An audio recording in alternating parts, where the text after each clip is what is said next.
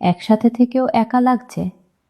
আপনার সঙ্গী পাশে শোয় কিন্তু কথা বলে না। তাহলে একটা কঠিন সত্য শুনুন, আপনার সম্পর্ক বেঁচে নেই, শুধুমাত্র চলছে। আমরা এমন একটা সময়ে বাস করছি যেখানে মানুষ একে অপরের শরীর চেনে কিন্তু মন চেনে না। একসাথে বসে থাকি কিন্তু কথা বলি মোবাইলের সাথে। একই বিছানায় ঘুমাই কিন্তু দুজন দুটো আলাদা দুনিয়ায় হারিয়ে যাই।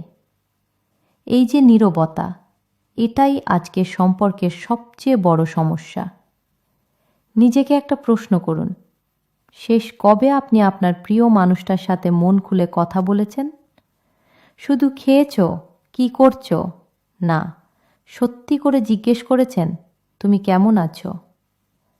কারণ একটা জিনিস বুঝে নিন, মানুষ শুধু ভালোবাসা চায় না, মানুষ চায় মনোযোগ।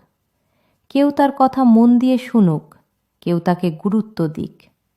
বিজ্ঞানও বলে, যখন কেউ আপনাকে মন দিয়ে শোনে, আপনার মস্তিষ্কে এমন অনুভূতি তৈরি হয় যা অনেক সময় শারীরিক সুখের থেকেও গভীর। মানে, কথা বলা শুধু কথা না, এটা হৃদয়ের সাথে হৃদয়ের সংযোগ। এটা ভালোবাসার অক্সিজেন। এই অক্সিজেন না থাকলে সম্পর্ক ধীরে ধীরে মরে যায়। চোখের সামনে নয়, ভেতর থেকে।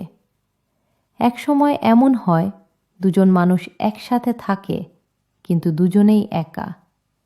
সবচেয়ে ভয়ঙ্কর একাকিত্ব এটাই। তাই মনে রাখবেন, কথা বলা কোনো অপশন না, এটা একটা প্রয়োজন। আজই একটা কাজ করুন, মোবাইলটা একটু পাশে রাখুন, আপনার প্রিয় মানুষটার দিকে তাকিয়ে বলুন, তুমি সত্যি করে বলো তো কেমন আছো?